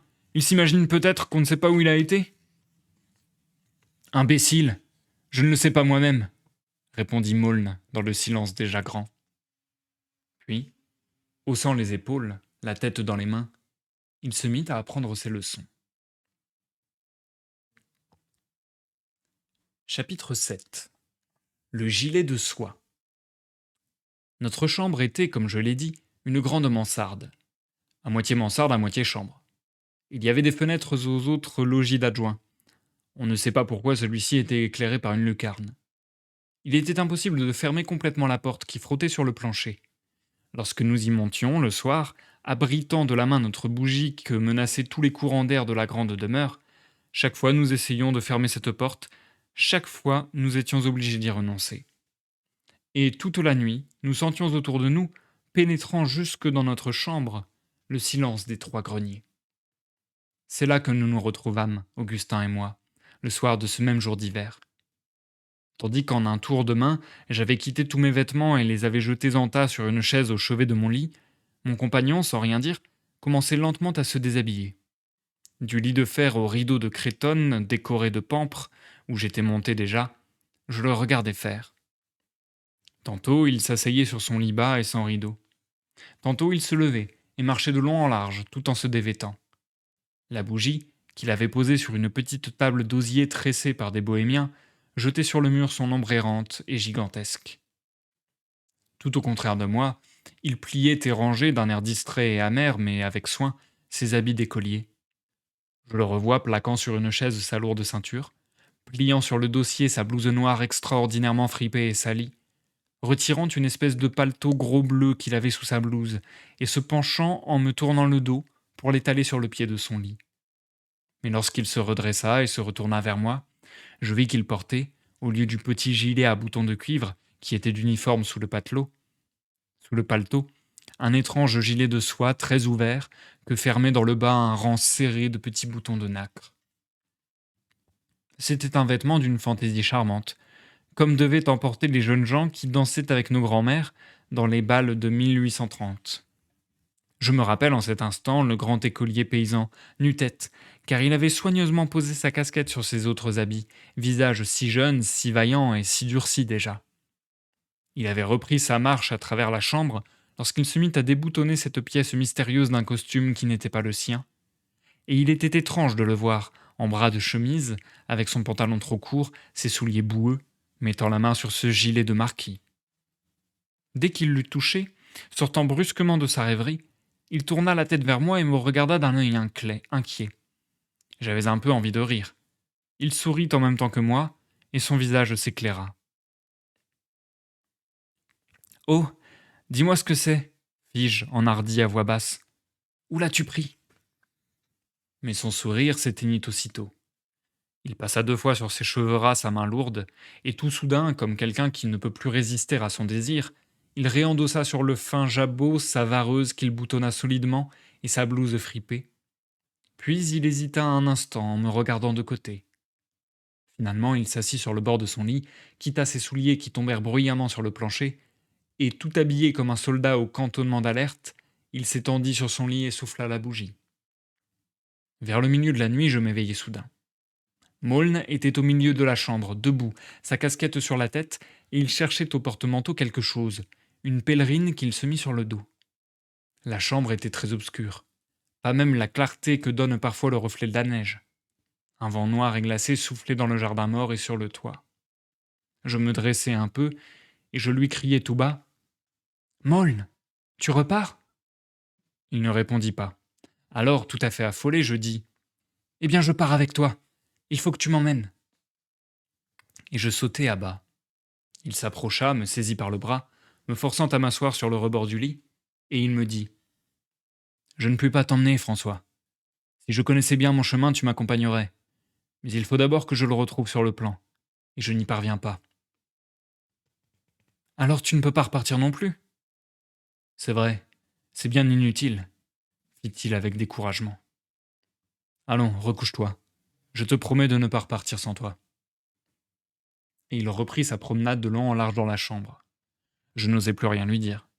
Il marchait s'arrêter, repartait plus vite, comme quelqu'un qui, dans sa tête, recherche ou repasse des souvenirs, les confronte, les compare, calcule, et soudain pense avoir trouvé.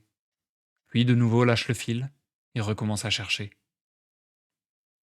Ce ne fut pas la seule nuit où, réveillé par le bruit de ses pas, je le trouvai ainsi, vers 1 heure du matin, déambulant à travers la chambre et les greniers, comme ces marins qui n'ont pu se déshabituer de faire le quart et qui, au fond de leur propriété bretonne, se lèvent et s'habillent à l'heure réglementaire pour surveiller la nuit terrienne. À 2 ou 3 reprises, durant le mois de janvier et la première quinzaine de février, je fus ainsi tiré de mon sommeil. Le grand Maulne était là, dressé, tout équipé, sa pèlerine sur le dos, prêt à partir. Et chaque fois, au bord de ce pays mystérieux, où une fois déjà il s'était évadé, il s'arrêtait, hésitait. Au moment de lever le loquet de la porte de l'escalier et de filer par la porte de la cuisine, qui l'eût facilement ouverte sans que personne l'entendît, il reculait une fois encore. Puis, durant les longues heures du milieu de la nuit, fiévreusement, il arpentait en réfléchissant les greniers abandonnés. Enfin, une nuit, vers le 15 février, ce fut lui-même qui m'éveilla en me posant doucement la main sur l'épaule. La journée avait été fort agitée. Maulne, qui délaissait complètement tous les jeux de ses anciens camarades, était resté durant la dernière récréation du soir, assis sur un banc, tout occupé à établir un mystérieux petit plan, en suivant du doigt et en calculant longuement sur l'atlas du Cher. Un va-et-vient incessant se produisait entre la cour et la salle de classe. Les sabots claquaient. On se pourchassait de table en table, franchissant les bancs et l'estrade d'un saut. On savait qu'il ne faisait pas bon s'approcher de Maulne lorsqu'il travaillait ainsi. Cependant, comme la récréation se prolongeait, 2 ou 3 gamins du bourg, par manière de jeu, s'approchèrent à pas de loup et regardèrent par-dessus son épaule. L'un d'eux s'enhardit jusqu'à pousser les autres sur Maulne. Il ferma brusquement son atlas, cacha sa feuille et empoigna le dernier des 3 gars, tandis que les 2 autres avaient pu s'échapper. C'était ce hargneux Giroda, qui prit un ton pleurard, essaya de donner des coups de pied et, en fin de compte, fut mis dehors par le grand Maulne, à qui il cria rageusement: Grand lâche, ça ne m'étonne pas qu'ils sont tous contre toi, qu'ils veulent te faire la guerre. Et une foule d'injures, auxquelles nous répondîmes sans avoir bien compris ce qu'il avait voulu dire. C'est moi qui criai le plus fort, car j'avais pris le parti du grand Maulne. Il y avait maintenant comme un pacte entre nous. La promesse qu'il m'avait faite de m'emmener avec lui sans me dire, comme tout le monde, que je ne pourrais pas marcher, m'avait lié à lui pour toujours. Et je ne cessais de penser à son mystérieux voyage. Je m'étais persuadé qu'il avait dû rencontrer une jeune fille. Elle était sans doute infiniment plus belle que toutes celles du pays, plus belle que Jeanne, qu'on apercevait dans le jardin des religieuses par le trou de la serrure, et que Madeleine, la fille du boulanger, toute rose et toute blonde, et que Jenny, la fille de la châtelaine, qui était admirable mais folle et toujours enfermée. C'est à une jeune fille certainement qu'il pensait la nuit, comme un héros de roman, et j'avais décidé de lui en parler, bravement, la première fois qu'il m'éveillerait.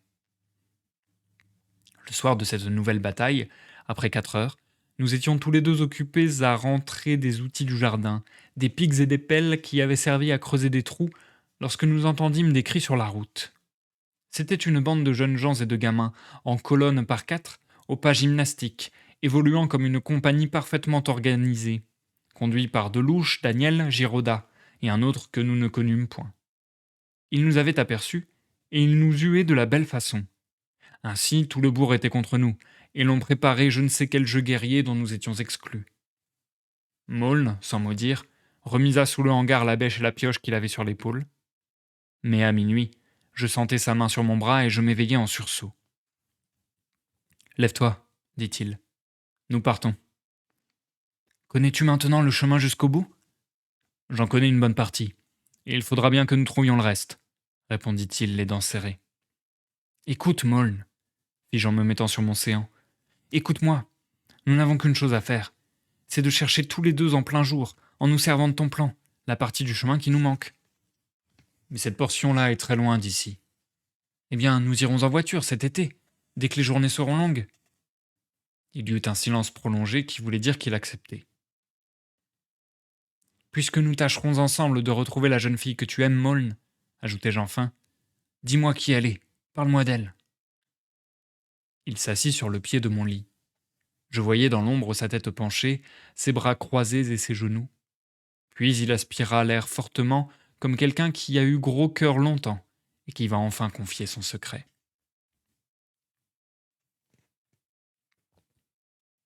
Chapitre 8. L'aventure. Mon compagnon ne me conta pas cette nuit-là tout ce qui lui était arrivé sur la route. Et même lorsqu'il se fut décidé à me tout confier, durant des jours de détresse dont je reparlerai, ce resta longtemps le grand secret de nos adolescences. Mais aujourd'hui que tout est fini, maintenant qu'il ne reste plus que poussière, de tant de mal, de tant de bien, je puis raconter son étrange aventure. À 1 heure et demie de l'après-midi, sur la route de Vierzon par ce temps glacial, Maulne fit marcher sa bête bon train, car il savait n'être pas en avance. Il ne songea d'abord, pour s'en amuser, qu'à notre surprise à tous, lorsqu'il ramènerait dans la carriole, à 4 heures, le grand-père et la grand-mère Charpentier. Car à ce moment-là, certes, il n'avait pas d'autre intention. Peu à peu, le froid le pénétrant, il s'enveloppa les jambes dans une couverture qu'il avait d'abord refusée et que les gens de la Belle Étoile avaient mise de force dans la voiture. À 2 heures, il traversa le bourg de la Motte. Il n'était jamais passé dans un petit pays aux heures de classe et s'amusa de voir celui-là aussi désert, aussi endormi. C'est à peine si, de loin en loin, un rideau se leva, montrant une tête curieuse de bonne femme. À la sortie de la motte, aussitôt après la maison d'école, il hésita entre deux routes et crut se rappeler qu'il fallait tourner à gauche pour aller à Vierzon. Personne n'était là pour le renseigner. Il remit sa jument au trot sur la route, désormais plus étroite et mal empierrée. Il longea quelque temps un bois de sapin et rencontra enfin un roulier à qui il demanda, mettant sa main en porte-voix, s'il était bien là sur la route de Vierzon. La jument, tirant sur les guides, continuait à trotter. L'homme ne dut pas comprendre ce qu'on lui demandait. Il cria quelque chose en faisant un geste vague, et à tout hasard, Maulne poursuivit sa route. De nouveau, ce fut la vaste campagne gelée, sans accident ni distraction aucune. Parfois seulement, une pie s'envolait, effrayée par la voiture, pour aller se percher plus loin sur un orme sans tête. Le voyageur avait enroulé autour de ses épaules, comme une cape, sa grande couverture. Les jambes allongées, accoudé sur un côté de la carriole, il dut somnoler un assez long moment. Lorsque, grâce au froid qui traversait maintenant la couverture, Maulne eut repris ses esprits, il s'aperçut que le paysage avait changé. Ce n'étaient plus ces horizons lointains, ce grand ciel blanc où se perdait le regard, mais de petits prés encore verts avec de hautes clôtures. À droite et à gauche, l'eau des fossés coulait sous la glace. Tout faisait pressentir l'approche d'une rivière. Et entre les hautes haies, la route n'était plus qu'un étroit chemin défoncé. La jument, depuis un instant, avait cessé de trotter. D'un coup de fouet, Maulne voulut lui faire reprendre sa vive allure, mais elle continua à marcher au pas avec une extrême lenteur, et le grand écolier, regardant de côté, les mains appuyées sur le devant de la voiture, s'aperçut qu'elle boitait d'une jambe de derrière. Aussitôt, il sauta à terre, très inquiet. Jamais nous n'arriverons à Vierzon pour le train, dit-il à mi-voix. Et il n'osait pas s'avouer sa pensée la plus inquiétante, à savoir que peut-être il s'était trompé de chemin et qu'il n'était plus là sur la route de Vierzon. Il examina longuement le pied de la bête et n'y découvrit aucune trace de blessure. Très craintive, la jument levait la patte dès que Maulne voulait la toucher et grattait le sol de son sabot lourd et maladroit. Il comprit enfin qu'elle avait tout simplement un caillou dans le sabot. En gars expert au maniement du bétail, il s'accroupit, tenta de lui saisir le pied droit avec sa main gauche et de le placer entre ses genoux, mais il fut gêné par la voiture. À deux reprises, la jument se déroba et avança de quelques mètres. Le marchepied vint le frapper à la tête et la roue le blessa au genou. Il s'obstina et finit par triompher de la bête peureuse, mais le caillou se trouvait si bien enfoncé que Maulne dut sortir son couteau de paysan pour en venir à bout. Lorsqu'il eut terminé sa besogne et qu'il releva enfin la tête, à demi étourdi et les yeux troubles, il s'aperçut avec stupeur que la nuit tombait. Tout autre que Maulne eût immédiatement rebroussé chemin. C'était le seul moyen de ne pas s'égarer davantage. Mais il réfléchit qu'il devait être maintenant fort loin de la motte. En outre, la jument pouvait avoir pris un chemin transversal pendant qu'il dormait. Enfin, ce chemin-là devait bien à la longue mener vers quelque village. Ajoutez à toutes ces raisons que le grand gars, en remontant sur le marchepied, tandis que la bête impatiente tirait déjà sur les guides, sentait grandir en lui le désir exaspéré d'aboutir à quelque chose et d'arriver quelque part, en dépit de tous les obstacles. Il fouetta la jument qui fit un écart et se remit au grand trot. L'obscurité croissait. Dans le sentier raviné, il y avait maintenant tout juste passage pour la voiture. Parfois, une branche morte de la haie se prenait dans la roue et se cassait avec un bruit sec. Lorsqu'il fit tout à fait noir, Maulne songea soudain, avec un serrement de cœur, à la salle à manger de Sainte-Agathe, où nous devions, à cette heure, être tous réunis. Puis la colère le prit, puis l'orgueil, et la joie profonde de s'être ainsi évadé, sans l'avoir voulu.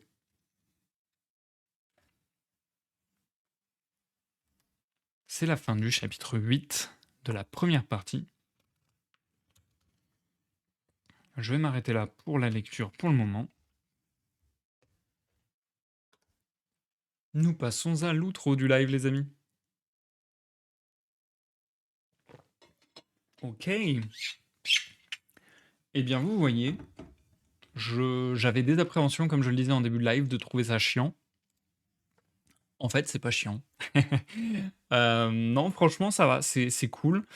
Bon, après, on a lu que 40 pages pour le moment, sur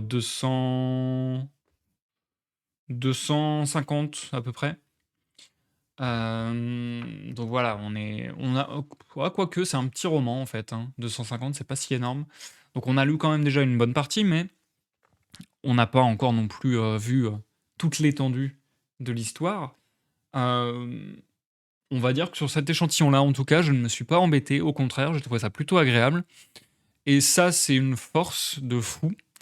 Hem, il y a des œuvres, je trouve, qui sont un peu, difficiles d'accès. Il y a des œuvres où, même si elles sont cool, il faut un peu s'accrocher, il faut un peu se mettre dedans. C'est un peu, parfois abscon, c'est parfois un peu, ouais, difficile d'entrer dans l'ambiance, ou de comprendre la langue. Ça, c'est un autre problème aussi, mais là, je trouve que ça marche bien, que, c'est pas très, on n'est pas sur une ambiance, comment dire? On n'est pas sur un rythme effréné, clairement pas. On n'est pas sur, du in medias res. On n'est pas sur on entre dans l'action et hop, on accroche au wagon direct. C'est très lent, ça prend son temps, mais ça marche très bien. Hem et je trouve que la lecture, c'est marrant parce que ce qui est raconté ne m'intéresse pas plus que ça, on va dire, mais la lecture est facile et agréable, en fait. La lecture est facile et agréable, elle se suit bien, on je sais pas, je elle est ouais, elle est plaisante à suivre, elle est plaisante à dire aussi, je trouve que ça marche plutôt bien. Je trouve que ça marche plutôt bien. Je me demande ce que j'en penserais à la toute fin de la lecture, franchement. Est-ce que, au bout d'un moment, je vais un peu me lasser? Ou est-ce qu'il sera capable, Alain Fournier, de me tenir comme ça sur toute la longueur? Là, du coup, on s'arrête au moment où le grand Maulne, raconte son histoire au travers du narrateur, en vérité, de son ami François. D'ailleurs, c'est marrant parce que François, pour qu'il décrive, dans le détail, à ce point, tout ce qui lui est arrivé, le grand Maulne, il a dû prendre des notes, hein. Enfin bref, c'est un procédé narratif donc voilà, c'est on le pardonne mais c'est vrai que réalistiquement, ça semble peu probable. Hem, mais ouais, non, c'est sympa à suivre. Du coup, on se demande ça va être quoi son aventure et on comprend complètement, je trouve, bah, pareil, encore une fois, c'est un sentiment. C'est pour ça qu'ils utilisent le mot aventure dans l'histoire et que je trouve que ça va bien, le mot aventure, avec le sentiment qui est décrit par l'auteur. C'est que là, on est vraiment, notamment dans les toutes dernières phrases que je viens de vous lire, on est vraiment dans ce sentiment, je trouve, de quand on est enfant ou ado, enfin voilà. Heu, un peu ce truc de: «Tiens, je suis allé un peu plus loin que ce dont j'ai le droit habituellement et du coup, je découvre quelque chose». Il y a vraiment ce sentiment hyper, nouveau quoi, de découverte et d'aventure, ouais. De, tiens, en fait, il y a un autre monde derrière, les interdits quelque part. Hem, donc je comprends complètement, son son sentiment de: «Bah, tiens, j'ai envie de continuer plus loin, j'ai envie de voir» et aussi toujours cette espèce de sentiment nostalgique, j'ai envie de dire, qui revient, d'avoir cette pensée fugace de, «Ah, bah, en fait, là, à cette heure-ci, on serait tous, en train de manger ensemble et cetera, dans la joie et tout». Donc ouais, non, c'est intéressant. Je trouve que ça décrit bien ces sentiments-là. Ça marche bien encore une fois dans la description des sentiments et de la vie, adolescente, peut-être encore davantage adolescente, en campagne, à cette époque-là. Enfin voilà. Je trouve que c'est quelque part la photographie d'une époque et d'une, situation géographique aussi. Parce que ouais, ça fait vraiment très très jeunesse de campagnard, je trouve. En tout cas perso, encore une fois, j'ai des facilités à m'identifier ou à identifier des personnes de ma jeunesse, dans ce récit. Hem, qu'est-ce que je voulais vous dire aussi? J'ai pensé à un truc pendant ma lecture. Oui, c'est pas revenu dans ces 4 derniers chapitres, mais dans les 4 premiers, par moment, je vous ai dit, nin nin nin des années 1890, des trucs comme ça, des phrases comme ça.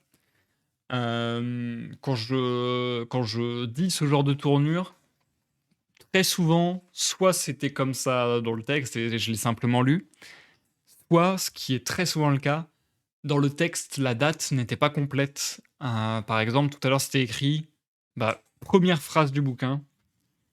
Première phrase du bouquin, c'est